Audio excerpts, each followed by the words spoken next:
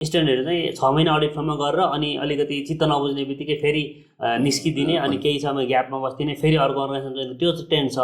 अब मसिन लर्निङको कुरा नेपालको कन्टेक्स्टमा के रेलेभेन्ट होला, क्रिप्टो करेन्सीको कुराहरू रिलेभेन्ट होला भन्दै, तर 4 वर्षपछि के हुन्छ भन्ने कुरा त एससीसीले के गर्छ भन्दा चाहिँ त्यो सर्वे गरेर चाहिँ 4 वर्षपछि चाहिने स्किल्सहरू के हुनसक्छ भन्ने हिसाबले चाहिँ रिसर्च गरेर त्यसै अनुसार चाहिँ कोर्स चेन्जेस गर्छ नि। डेडिकेसन भन्ने बित्तिकै फेरि कता भने अब दिन रात चाहिँ 24 घण्टा लागेर पढ्नुपर्छ, 12 घण्टा पढ्नुपर्छ भन्ने पनि छैन। SCC member accounting and finance पढेको मान्छेले चाहिँ कसरी कम्प्लायन्स रोलमा काम गर्छ, कसरी रेलेभेन्ट भयो भन्ने कुराहरू चाहिँ आउन सक्छ कि, अनि लयरको काम गर्न सक्छ र भन्ने हिसाबले सोच्छन्। एउटा डेभलपिङ कन्ट्री मात्रै हेर्नु भने डेभलप कन्ट्रीहरूले चाहिँ कता कता फरवर्ड भएर अगाडि बढिसक्यो होइन।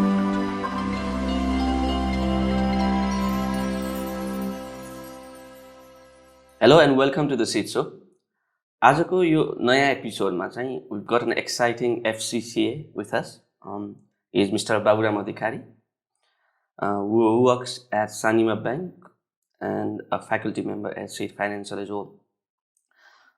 Welcome to the show, Seed sir. Thank you, sir. So I think अलिकति स्टार्ट गर्नको लागि चाहिँ अलिकति सानो इन्ट्रोडक्सन मैले दिइहालेँ। त्यो बाहेक अलिकति भनौँ न अलिकति डिटेलमा चाहिँ हजुरको इन्ट्रोडक्सन प्लस यो वर्क एक्सपिरियन्स अनि अलिकति जर्नीको बारेमा कुरा गर्नुहुन्छ। Okay, thank you sir. सरले भनि नै हाल्नुभयो अघि नै होइन, म एफसीसीए मेम्बर, त्यस पछाडि चाहिँ सानिमा ब्याङ्कमा पनि काम गर्छु, सिटमा पनि अहिले फ्याकल्टीको रूपमा काम गरिरहेको छु। अब मेरो जर्नीको कुरा गर्नुपर्दा चाहिँ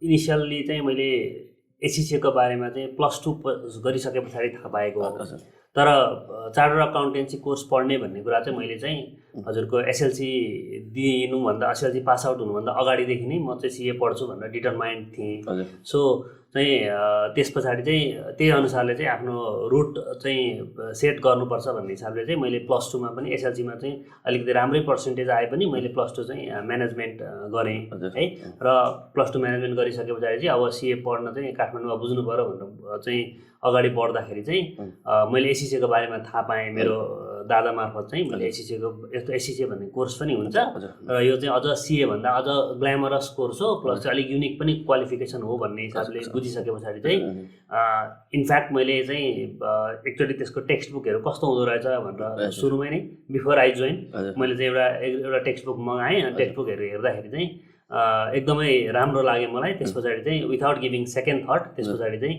म यहाँ काठमाडौँ आएर चाहिँ एससीसी जोइन गरेँ। एससीसी जोइन गरे पछाडि चाहिँ हजुरको जोइन गर्दा गर्दै आई स्टार्टेड पढ्दा पढ्दै I started working in an audit firm होइन। अडिट फर्ममा मैले काम स्टार्ट गरेँ प्र्याक्टिकल एक्सपिरियन्स मिट गर्नको लागि। त्यस पछाडि चाहिँ अडिटमा गर्दा गर्दै मैले यता क्वालिफिकेसन पनि सिद्ध्याएँ, यता अडिटको पनि 3 इयर्स एक्सपिरियन्स कम्प्लिट भइसके पछाडि then I choose banking as a career. त्यस पछाडि म चाहिँ एउटा डेभलपमेन्ट ब्याङ्क हुँदै अहिले चाहिँ कमर्सियल ब्याङ्कमा कार्यरत छु सर। हजुर हजुर, ओके ओके।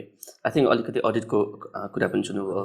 आई थिङ्क त्यही कुरालाई राखेर चाहिँ 3 वर्ष नै अडिट फर्ममा काम गर्नुभयो नि त। हजुर, एउटै अडिट फर्ममा काम गर्नुभयो, एउटै अडिट फर्ममा काम गर्नुभयो। त्यो चाहिँ आई थिङ्क बिरलै देखिन्छ कि भनेको अहिलेको एससीसी स्टुडेन्ट्सहरू अनि हेर्ने हो भने चाहिँ त्यो अडिट फर्ममा 3 वर्ष एउटै अडिट फर्ममा काम गर्न चाहिँ आई थिङ्क बिरलै गर्छन् सबैले। अनि त्यो जुन अडिट फर्मको एक्सपिरियन्स छ इन टर्म्स अफ मिटिङ यो पिया so practical experience requirement meet गर्नको लागि चाहिँ अडिट फर्मको अलिकति भ्यालुको हिसाबले पनि बताइदिनु न कस्तो। यस्तो छ सर, अब अहिले यो चाहिँ हामीले पढ्दाखेरि पनि त्यो के प्रब्लम हो भनेर सुनिन्थ्यो। कस्तो भन्दाखेरि चाहिँ सीए र एससीसीमा डिफरेन्स चाहिँ यहाँनिर पनि छ कि एससीसी धेरै हिसाबले क्वालिफिकेसनदेखि लिएर एक्सपिरियन्स मिट गर्ने कुरासम्म पनि फ्लेक्जिबल छ हो।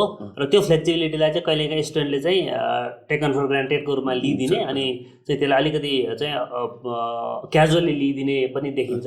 सीएमा चाहिँ हजुरको 2 इयर्स अडिट फर्म कम्पलसरी गर्नुपर्ने हुन्छ सीएमा। त्यस पछाडि चाहिँ 1 इयर चाहिँ इन्डस्ट्रियल ट्रेनिङ गरे पनि हुन्छ, अडिटमै सकाए पनि हुन्छ। अब एससीसीमा चाहिँ रेलिभेन्ट रोलमा जुनसुकै नेचरको अर्गनाइजेसनमा चाहिँ काम गर्न सकिने भन्ने जुन रुल छ, त्यो कारणले गर्दाखेरि चाहिँ स्टुडेन्टहरू चाहिँ 6 महिना अडिट फर्ममा गरेर अनि अलिकति चित्त नबुझ्ने बित्तिकै फेरि निस्किदिने अनि केही समय ग्यापमा बस्दिने फेरि अर्को अर्गनाइजेसन जोइन, त्यो चाहिँ ट्रेन्ड छ। तर मलाई चाहिँ कस्तो लाग्छ भने एउटा चाहिँ प्र्याक्टिकल एक्सपिरियन्स रिक्वायरमेन्ट किन राख्यो त भन्दा एउटा प्रोफेसनल क्वालिफिकेसन भएको हिसाबले चाहिँ बुकिस नलेजले मात्रै पुग्दैन है। बुकमा पढेको कुराहरू चाहिँ रियल लाइफमा कसरी इम्प्लिमेन्ट हुन्छ भन्ने कुरा जान्नको लागि पनि हामीले चाहिँ प्र्याक्टिकल एक्सपिरियन्स रिक्वायरमेन्ट मिट गर्नुपर्ने हुन्छ। सो त्यसको लागि चाहिँ एउटै फर्ममा चाहिँ कन्टिन्यू केही टाइमसम्म एटलिस्ट चाहिँ 3 इयर्स चाहिँ म भन्दिनँ, तर एटलिस्ट 2 इयर्स गरिराख्यो भने चाहिँ एउटा चाहिँ अडिट फर्ममा कस्तो हुन्छ भने सुरुमा इन्ट्री गर्ने बित्तिकै हामीले एउटा जुनियर रोलबाट स्टार्ट गर्नुपर्ने हुन्छ, सपोर्टिभ रोल जहाँ चाहिँ अडिटका लिडर्सहरू, टिम लिडर्सहरू, सिनियर्सहरूलाई चाहिँ सपोर्ट गर्ने हुन्छ। त्यस पछाडि ग्रेजुअली आफै ग्रो हुँदै जान्छ र ग्रो हुँदै जाँदाखेरि चाहिँ आफै अडिट जुनियरबाट अडिट सिनियरबाट टिम लिडरको अवस्थासम्म पुग्नुपर्ने हुन्छ। त्यो पुग्दाको दौरान चाहिँ हामीले गेन गर्ने स्किल्स, हामीले डेभलप गर्ने स्किल्सहरू, एक्सपर्टिजहरू चाहिँ डेभलप हुँदै जाने र भोलि गएर चाहिँ हजुरको एससिसी मेम्बर भइसके पछाडि चाहिँ त्यही स्किल्स, त्यही एक्सपिरियन्स, त्यही नलेज, त्यही एक्सपर्टिजलाई युज गरेर चाहिँ हामीले आफ्नो करियर चाहिँ बिल्डअप गर्नुपर्ने भएकोले गर्दाखेरि चाहिँ एउटै फर्ममा काम गरिरहनु नै केही समयसम्म चाहिँ म एडभान्टेजेस देख्छु स्टुडेन्टको पर्सपेक्टिभ। आई थिङ्क त्यही कुरालाई राखेर कस्तो भन्दा अप्सन चाहिँ छ। अप्सन भनेको चाहिँ इट इज फ्लेक्सिबल अनि त्यो अप्सन चाहिँ सबैसँग होस् भनेको लेट्स एक्जाम्पलका चाहिँ म सधैँ अडिट फर्ममै काम गर्नुपर्छ भन्ने पनि छैन। बेटर फेरि यस्तो पनि भयो सर, हजुरको एउटा फर्ममा अडिट जुनियरको काम गर्यो, अब उसलाई फर्म चाहिँ अलिक राम्रो फर्मको त्योभन्दा अहिले गरिरहेको भन्दा राम्रो फर्मको अपर्च्युनिटी आएर त्यसमा अलिक सिनियर रोल एडप्ट गर्छ भने प्रब्लम छैन सर।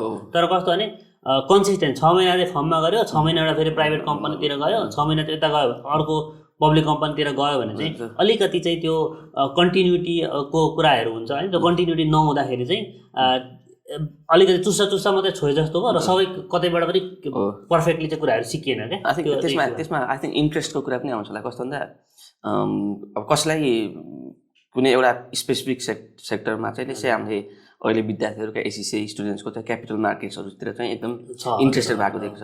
त्यस्तो केसमा चाहिँ अप्सन छ, म त्यसै हिसाबले चाहिँ करियर बनाउँछु भन्यो भने चाहिँ ल अडिट फर्ममै काम गर्नुपर्छ भन्छ चाहिँ। तर आई थिङ्क लङ रनमा चाहिँ हेल्प हुने हिसाबले चाहिँ अडिट फर्ममा अलिक धेरै टाइम गरेको आई थिङ्क बेटर हो जस्तो लाग्छ। हजुर हो, होइन मैले भनेको जुनसुकै कम्पनी फ्लेक्सिबिलिटी त छँदैछ, जुनसुकै कम्पनी चुज गऱ्यो भने मैले भनेको अडिटमा जोइन गर्यो ठिक छ, त्यसैमा केही टाइम कन्टिन्यू गर्ने, अथवा चाहिँ क्यापिटल मार्केट जोइन गरेर ब्याङ्किङ जोइन गर्यो भने त्यसैमा केही टाइम कन्टिन्यू गर्ने र त्यसैलाई डेभलप गर्दै लग्यो भने चाहिँ तपाईँको राम्रो देखिन्छ। नभए चाहिँ अलिकति त्यो अनप्रोफेसनल पनि मान्छ होइन। नेपाल जस्तो ठाउँमा चाहिँ फर्ममा जोइन गर्यो, 6 महिनामा काम सिकायो, 1 वर्ष काम सिक्यो अनि फेरि अर्कोतिर हिँड्दैन, अलिक अनप्रोफेसनल पनि हुने भएकोले गर्दा चाहिँ अलिकति कन्सिस्टेन्सी कन्टिन्युटीको लागि पनि केही टाइम चाहिँ एउटै अर्गनाइजेसनमा काम गर्न उचित हुन्छ। अब अलिकति अब करेन्ट रोलमा हो, करेन्ट रोलमा आउँदा चाहिँ तपाईँको योभन्दा पहिले डेभलपमेन्ट ब्याङ्कमा नि काम गर्नुभएको छ, टुरिज्म डेभलपमेन्ट ब्याङ्कमा। सो करेन्ट रोलमा आउनुभन्दा अगाडि चाहिँ टुरिज्म डेभलपमेन्ट ब्याङ्कमा चाहिँ हजुरको रोल प्लस अहिले भनौँ सानिमा ब्याङ्क हजुरको रोल अनि कसरी चाहिँ एससिसीमा पढेका कुराहरू कसरी तपाईँको जब रोलमा चाहिँ रेलेभेन्ट छ भन्ने हिसाबले चाहिँ कुरा हेर्नु छ। ओके ठिक छ सर। अब कस्तो भने म टुरिज्ममा जोइन गर्दा चाहिँ मैले कम्प्लायन्स अफिसरको रोलमा जोइन गरेको थिएँ होइन। अहिले सानिमा म सिनियर फाइनेन्स अफिसरको रूपमा काम गरिरहेको छु। अब कम्प्लायन्स अफिसर चाहिँ हजुरको एससिसी सिएको लागि नै त्यतिखेर भ्याकेन्सी निकालेको थियो, त्यही अनुसारले जोइन गरियो। अब कम्प्लायन्स अफिसरको एज अ रोल चाहिँ हजुरको लज एन्ड रेगुलेसन्सहरूसँग ब्याङ्कमा एप्लिकेबल हुने लज एन्ड रेगुलेसन्सहरू जति पनि छन् र इन्टरनल पोलिसिजहरू, एक्सटर्नल लज र इन्टर्नल पोलिसिजहरू, रुल्सहरू जति पनि हुन्छन् त्यसको चाहिँ कम्प्लायन्स इन्स्योर गर्ने अथवा चाहिँ जसले कम्प्लाई गर्नुपर्ने रेलिभेन्ट डिपार्टमेन्ट्सहरू हुन्छ होइन, विभिन्न युनिटहरू हुन्छ ब्याङ्कमा। सो ती युनिटहरूले चाहिँ कम्प्लाई गरिरहेको छ कि छैनन् भन्ने चाहिँ चेक गर्ने काम चाहिँ इन्स्योर गर्ने काम चाहिँ कम्प्लायन्स डिपार्टमेन्टले गर्थ्यो होइन। त्योदेखि बाहेक चाहिँ हजुरको एन्टी मनी लन्ड्रिङका कुराहरू पनि त्यो कम्प्लायन्स डिपार्टमेन्टले हेर्थ्यो। पार्ट अफ इन्टरनल अडिट त होइन, पार्ट अफ इन्टरनल अडिट होइन। कम्प्लायन्सको रोल चाहिँ हजुरको अडिट गर्दाखेरि जुन कम्प्लायन्सको चेक गर्ने हुन्छ, कम्प्लायन्स अडिट गर्ने हुन्छ, सो त्यस्तै खालको कम्प्लायन्स अडिट गर्ने काम नै कम्प्लायन्स डिपार्टमेन्टले गर्थ्यो होइन। र त्यस पछाडि म टुरिज्ममा कम्प्लायन्स अफिसर गर्दै चाहिँ त्यो अपर्च्युनिटी आएर म फाइनेन्सकोतिर सिफ्ट गरेँ र फाइनेन्स अफिसरको रूपमा काम गरेँ र सानिमामा म गर्दा पनि फाइनेन्स अफिसरकै रोलमा चाहिँ आएँ र त्यही अहिले कन्टिन्यू गरिरहेको छु। अब एससिसी क्वालिफिकेसन चाहिँ कसरी रेलिभेन्ट भयो त्यो कामहरू विभिन्न रोलमा काम गरिरहँदाखेरि भन्ने कुरा गर्दा चाहिँ हामीले पहिले के हेर्नु पऱ्यो भने एससिसी क्वालिफिकेसनमा हामीले के कुराहरू पढ्छौँ भन्ने कुरा हेर्नु पऱ्यो है।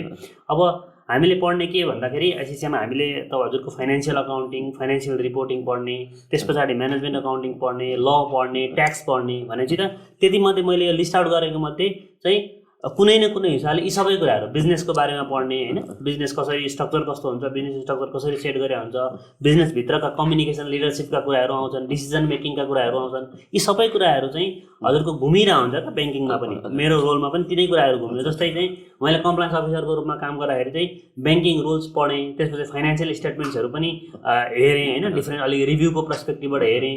त्यस पछाडि चाहिँ हजुरको अब लमा पढेको कुरा त त्यहाँ आउने भयो होइन, लमा पढेको कुरा ल इन्टरप्रिटेसन। अब कस्तो हुन्छ भने ब्याङ्किङमा चाहिँ हजुरको केही गएर लमा एम्बिग्युटी आयो भने, लमा एम्बिग्युटी आयो अथवा चाहिँ केही नेपाल राष्ट्र ब्याङ्कले चाहिँ दिएको डिरेक्सन्सहरूमा केही कन्फ्युजन्सहरू आयो भने चाहिँ म्यानेजमेन्टले ट्रस्ट गर्ने डिपार्टमेन्ट भनेको चाहिँ कम्प्लायन्स डिपार्टमेन्ट हुन्छ है। सो म्यानेजमेन्टले चाहिँ कम्प्लायन्सले गरेको इन्टरप्रिटेसनलाई चाहिँ मानेर जाने अवस्थाहरू हुन्छ।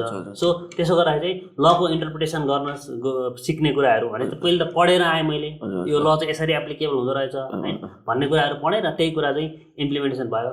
अब फाइनेन्समा रोलमा काम गर्दा अझ बढी रेलिभेन्ट हुन्छ, किनभने मैले पढेको फाइनेन्सियल रिपोर्टिङ अकाउन्टिङ स्ट्यान्डर्ड्सका कुराहरू मैले यता पढेँ, उता गएर मैले फाइनेन्सियल स्टेटमेन्ट नै बनाउनु पर्यो होइन। मैले यता बजेटिङ कसरी हुन्छ, बजेटिङका टाइप्सहरू, बजेटिङको प्रोसेस के हो भन्ने कुरा यता पढेँ, भेरिएन्स एनालाइसिस पढेँ, उता गएर मैले के गरेँ बजेट पनि बनाएँ, ब्याङ्कको इच एन्ड एभ्री युनिटको पनि बजेट बनाएँ, ब्याङ्क एज अ होलको पनि बजेट बनाएँ र टाइमली बेसिसमा त्यसको रिभ्यू गरेँ, भेरिएन्स एनालाइसिस गरेँ, भेरिएन्सको एप्रोप्रिएट रिजनहरू पनि जस्टिफाई गरेँ। त्यो चाहिँ म्यानेजमेन्ट अकाउन्टिङ पर्फर्मेन्स म्यानेजमेन्टतिरको पार्ट पनि मैले छोएँ होइन।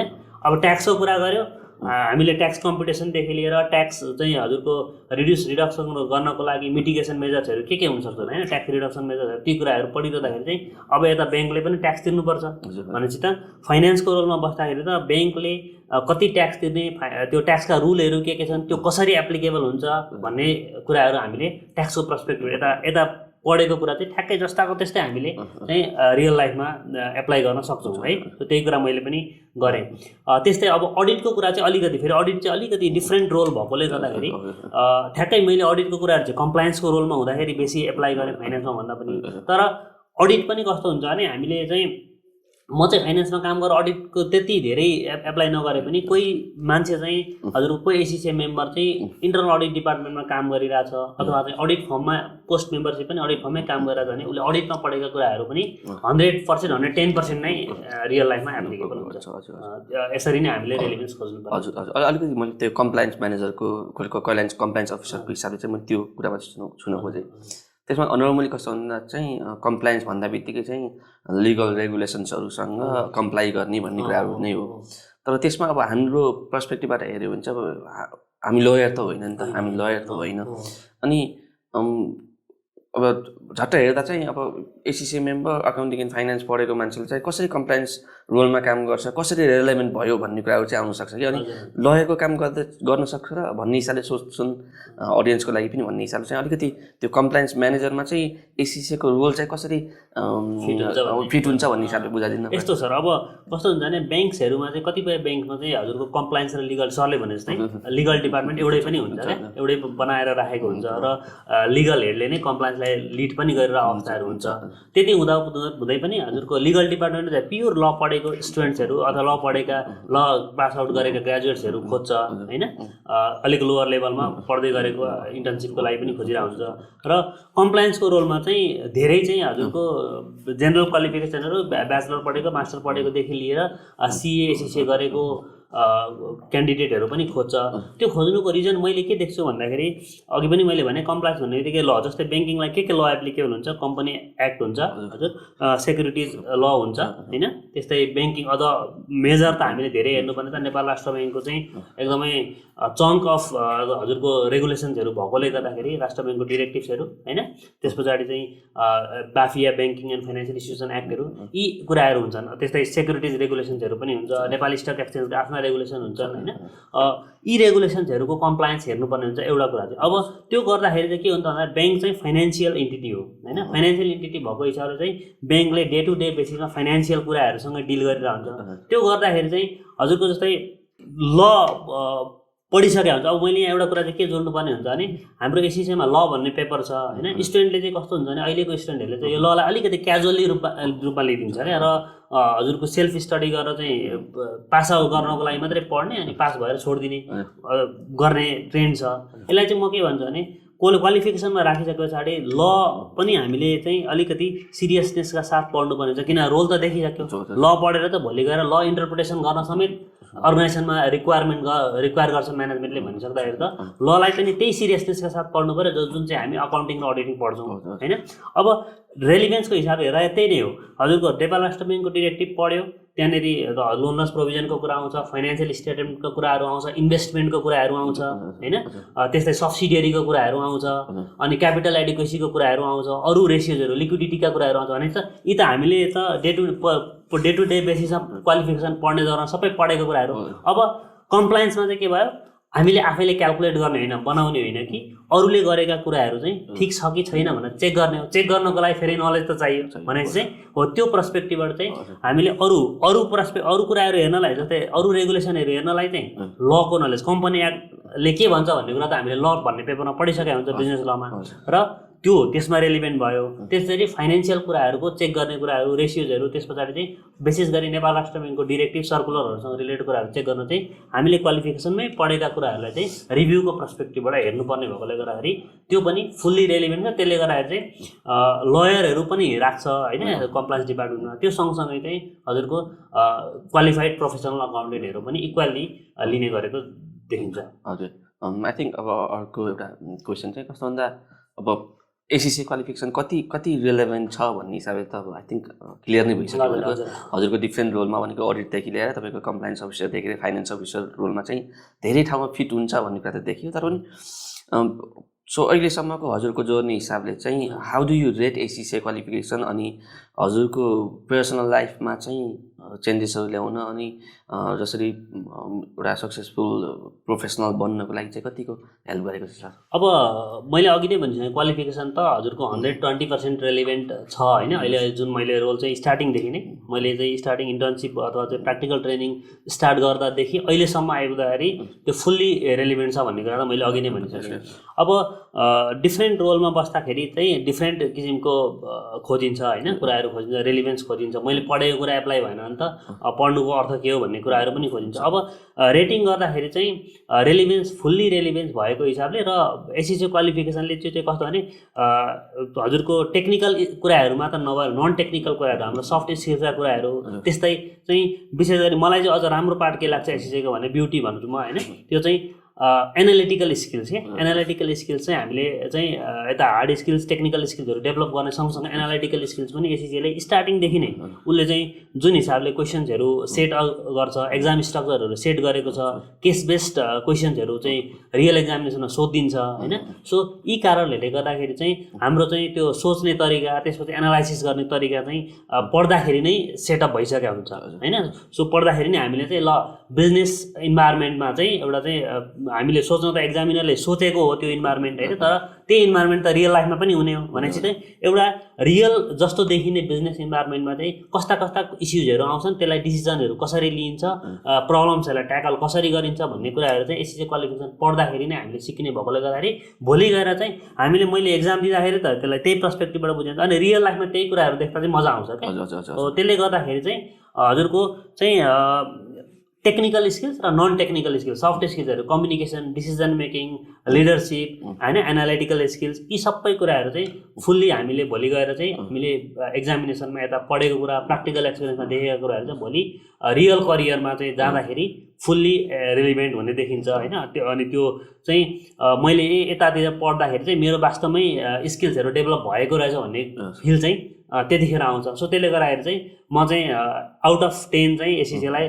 लगभग 8 to 9 चाहिँ रेट गर्छु। हजुर सिक्स आई थिङ्क अलिकति त्यो त्यही पर्सपेक्टिभबाट मैले छोडेर अलिकति एसिसी क्वालिफिकेसनमा छुन खोजेको कस्तो भन्दा अब नर्मली चाहिँ हाम्रो एसिसी क्वालिफिकेसन कति रेलेभेन्ट छ भन्ने कुरामा पनि कस्तो भन्दा एसिसीले एभ्री इयर जुन हाम्रो अप्रुभड इम्प्लोयरसँग सर्वे गर्छ अनि सर्वे गरेको बेसिसमा चाहिँ कस्तो स्किल्सहरू चाहिँ भनौँ न, त्यसै इक्जाम्पल आज एनरोल भएको स्टुडेन्ट चाहिँ 4 वर्षपछि 5 वर्षपछि चाहिँ ग्रेजुएट हुँदा चाहिँ कस्तो कस्तो स्किल्सहरू रेलेभेन्ट हुन्छ भन्ने हिसाबले चाहिँ त्यो सर्वे गरेर त्यसै अनुसार चाहिँ कोर्स चेन्जेस गर्छ। भनौँ त्यसै इक्जाम्पलको लागि चाहिँ एसबिएलमा अहिलेको पर्सपेक्टिभबाट हामी मसिन लर्निङहरू पढ्छौँ, क्रिप्टो करेन्सीको कुरा, आर्टिफिसियल इन्टेलिजेन्सको कुराहरू पढ्छौँ। अनि त्यो पढ्ने बेलामा चाहिँ अब अहिले के लाग्छ भन्दा चाहिँ कसरी रेलेभेन्ट होला र अनि मसिन लर्निङको कुरा नेपालको कन्टेक्स्टमा के रेलेभेन्ट होला, क्रिप्टो करेन्सीको कुराहरू रिलेभेन्ट होला भन्दाखेरि, तर 4 वर्षपछि के हुन्छ भन्ने कुरा त एससीसीले के गर्छ भन्दा चाहिँ त्यो सर्वे गरेर चाहिँ 4 वर्षपछि चाहिने स्किल्सहरू के हुनसक्छ भन्ने हिसाबले चाहिँ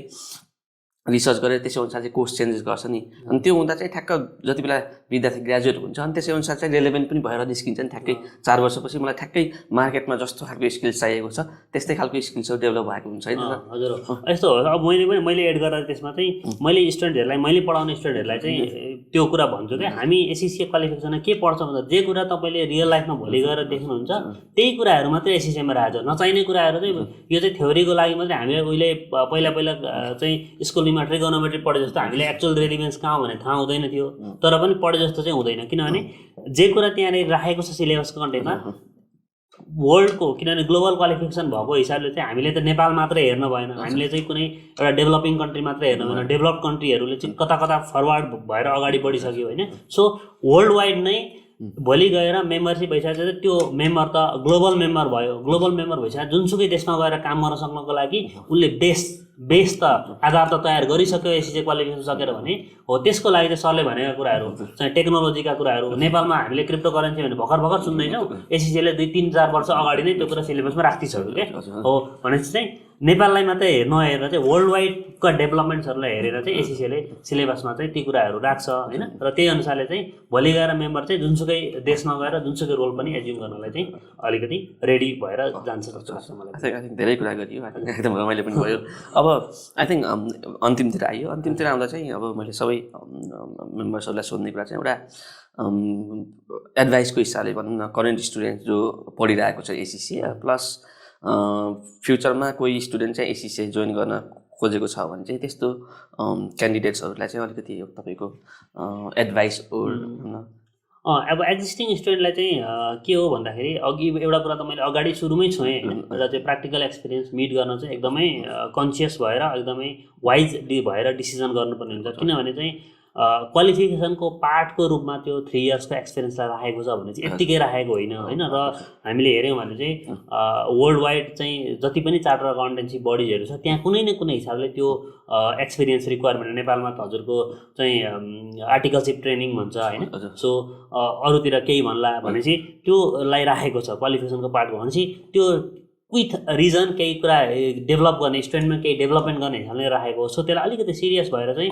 म भोलि गएर कस्तो इन्डस्ट्रीमा करियर बनाउँछु होइन, अथवा चाहिँ मेरो लागि कस्ता डोरहरू ओपन हुन्छन् भन्ने हिसाबले चाहिँ मैले त्यो त्यहाँ गएर चाहिँ भोलि गएर त हजुरको एक्सपिरियन्स चाहिँ मजाले नलियो, सुरुमा नगर्यो, अथवा चाहिँ अलिकति घ्यापाजड अलिकति क्याजुअल हिसाबले गर्यो र भोलि गएर मेम्बर भइसके पछाडि काम गर्दा त त्यहाँ त इम्प्लोयरको एक्सपेक्टेसन त अलिक डिफ्रेन्ट हुनसक्छ। भनेपछि इम्प्लोयरको एक्सपेक्टेसन मिट गर्न सकेन भने त्यसले चाहिँ आफ्नो मात्रै आफ्नोलाई मात्रै डिस्क्रेडिट गरेन है, होल प्रोफेसनलाई नै त्यसले चाहिँ अलिकति डिस्क्रेडिट गर्छ हो। सो त्यसले गर्दाखेरि प्र्याक्टिकल एक्सपिरियन्समा अलिकति चाहिँ वाइज डिसिजन गर्नुपर्छ जस्तो लाग्छ एउटा कुरा। अब अर्को क्वालिफिकेसन आफैमा एक्जामिनेसनको पार्ट सकाउनको लागि चाहिँ मेरो सजेसन चाहिँ एक्जिस्टिङ स्टुडेन्ट अथवा चाहिँ नयाँ आउन लागेको स्टुडेन्टहरूलाई के हो भने चाहिँ क्वालिफिकेसन पढ्दाखेरि चाहिँ हामीले रेलिभेन्ट धेरै हुन्छ भनिरहँदाखेरि चाहिँ यो क्वालिफिकेसनलाई चाहिँ हामीले चाहिँ घोक्ने हिसाबले अथवा थ्योरिटिकल पर्सपेक्टिभबाट पढ्ने नभइकन यसलाई चाहिँ प्र्याक्टिकल्ली यो कहाँ रेलिभेन्ट हुन्छ भन्ने खोजेर चाहिँ अहिले त अब टेक्नोलोजीको जमाना छ, सबै कुराहरू गुगलमा भेटिन्छ होइन। सो त्यसले गर्दाखेरि त्यो रेलिभेन्स हेरेर चाहिँ हामीले प्र्याक्टिकल्ली यसको इम्प्लिकेसन कहाँ आउन सक्छ भन्ने कुरालाई आधार बनाएर पढ्यो भने एउटा इजी हुन्छ जस्तो लाग्छ। त्यो सँगसँगै अब तपाईँको पढाइ यो मात्रै होइन, जुनसुकै पढाइमा पनि अझ प्रोफेसनल क्वालिफिकेसनमा त सिएहरूलाई त डिफिकल्ट कोर्स मान्छ होइन, इन्ट्री गर्न सजिलो, निस्किनलाई गाह्रो भए पनि भन्छ हो। सो त्यो हिसाबले हेर्दा चाहिँ हजुरको डेडिकेसन चाहियो होइन। त्यो डेडिकेसन भन्ने बित्तिकै फेरि कस्तो भने अब दिनरात चाहिँ 24 घन्टा लागेर पढ्नुपर्छ, 12 घन्टा पढ्नुपर्छ भन्ने पनि छैन। किनभने मैले भने नि प्र्याक्टिकल्ली यसरी इम्प्लिकेसन हुन्छ है यो भने बुझेर पढ्ने भन्छ हो। सो बुझेर पढ्दै गयो भने दिनमा चाहिँ 2-3 घन्टा छुट्याएर मात्रै पनि यो क्वालिफिकेसन इजिली पास आउट गर्न सकिन्छ। एउटा डेडिकेसन चाहियो होइन, हार्डवर्क चाहियो। त्यस्तै अब सबैभन्दा इम्पोर्टेन्ट कुरा चाहिँ हजुरको क्यान्डिडेट पास हुने कुरा चाहिँ आफ्नो एक्जामिनेसन, आफ्नो पढाइ, त्यसपछि कसरी एक्जाम दिन्छ, एक्जाम कस्तो भयो भन्ने कुरा सँगसँगै चाहिँ कतिपय अवस्थामा लकमा पनि डिपेन्ड हुन्छ। किनभने एक्जाम दिएर निस्किँदाखेरि चाहिँ म पास हुन्छु कि हुन्न भन्ने अवस्थामा हुन्छ स्टुडेन्ट। किनभने कस्तो एक्जाम लेख्न त लेखेँ तर के लेखेर आएँ भन्ने अवस्थामा पुग्छ पछिल्लो लेभलहरूमा। सो त्यो गर्दाखेरि लकमा पनि डिपेन्ड हुन्छ भनेपछि लकमा डिपेन्ड हुने 50% लकमा 50% चाहिँ हार्डवर्कमा डिपेन्ड हुने अवस्था आयो भने त हामीलाई चाहिने इम्पोर्टेन्ट कुरा चाहिँ प्यासेन्स हो है। सो एकदमै प्यासेन्स भएर एकचोटि अनसक्सेसफुल भयो भने पनि अनसक्सेसफुल हुनु इनफ्याक्ट सिएससीमा ठुलो कुरै होइन। त्यो धेरै जसो क्यान्डिडेट 90-95% क्यान्डिडेटहरू चाहिँ मिनिमम पनि एउटा एटेम्प फेल भएरै चाहिँ अगाडि बढेर एससिसी मेम्बरहरू भएको हुन्छ। सो त्यसो गर्दाखेरि चाहिँ डेडिकेसन हार्डवर्क सँगसँगै प्यासेन्स भएर एकचोटि अनसक्सेसफुल भयो भने अझ मेहनत गरेर अझ चाहिँ हजुरको चाहिँ त्यसमा इम्प्रुभमेन्ट गरेर चाहिँ कन्टिन्युसली एक्जामिनेसन दिइरहनु पऱ्यो। त्यो भए पछाडि यता क्वालिफिकेसन पनि सकिन्छ, एक्सपिरियन्सको पार्ट मैले भनिहालेँ। अनि त्यति सकिसके पछाडि चाहिँ अब कुन करियर पाथ चुज गर्ने भन्ने चाहिँ डिटर्माइन गरेर अगाडि बढ्न उचित हुन्छ। त्यो चाहिँ एक्जिस्टिङ स्टुडेन्टलाई भयो। अब न्यू स्टुडेन्टलाई चाहिँ एससिसी क्वालिफिकेसन आफैमा म चाहिँ ग्ल्यामरस पनि भन्छु क्या, किनभने त्यसको फिचरहरू हामीले ग्ल्यामरस कुराहरूले नै एट्र्याक्ट गर्ने हो। सो त्यसको फिचरहरू जसरी सेट गरेको छ हजुरको इन्टरनेसनल मोबिलिटीको कुरा, रेकग्निसनको कुरा, इन्टरनेसनल रेकग्निसनको कुरा, फ्लेक्सिबिलिटीको कुराहरू छन् होइन। यी कुराहरूले नै एट्र्याक्ट गर्ने हो, एससिसीमा एट्र्याक्ट गर्ने हो। सो एससिसी चाहिँ हजुरको भोलि गएर ग्लोबल्ली काम गर्नको लागि चाहिँ जुनसुकै देशमा 170 कन्ट्रिजभन्दा बेसी देशमा रेकग्नाइज भएको हिसाबले पनि जुनसुकै देशमा गएर काम गर्नको लागि चाहिँ अहिले पनि मेम्बरहरू काम गरिरहेछन् भन्ने बित्तिकै अब नयाँ आउने मेम्बर काम गर्न नसक्ने भन्ने त हुँदैन। सो त्यो हिसाबले पनि ग्ल्यामरस, एट्र्याक्टिभ हजुरको त्यस्तै चाहिँ एकदमै रेलिभेन्ट, रियल लाइफ सँग रेलिभेन्ट हुने खालको क्वालिफिकेसन भएकोले गर्दाखेरि चाहिँ सेकेन्ड थर्ड चाहिँ एससिसी पढ्नको लागि चाहिँ सेकेन्ड थर्ड दिइरहनु पर्छ चाहिँ मलाई लाग्दैन। सो त्यही अनुसारले चाहिँ अब अल्टिमेटली जजमेन्ट त डिसिजन त स्टुडेन्टले नै लिने हो होइन। सो प्रोज एन्ड कन्सहरू हेरेर चाहिँ त्यही अनुसारले डिसिजन गर्न चाहिँ म न्यू स्टुडेन्टलाई पनि सुझाव दिन्छु। हजुर thank you sir. I think आजको लागि यति नै हो। So thank you for coming to the show. भेट्दै गरौँला होइन। सर हुन्छ सर। मलाई यहाँ आएर चाहिँ केही कुराहरू आफ्नो एक्सपिरियन्सका कुराहरू र एससिसीको बारेमा केही कुराहरू राख्ने मौका दिनुभयो हामीलाई पनि धन्यवाद। So thank you for watching the seed. So we'll be back with another episode. Thank you.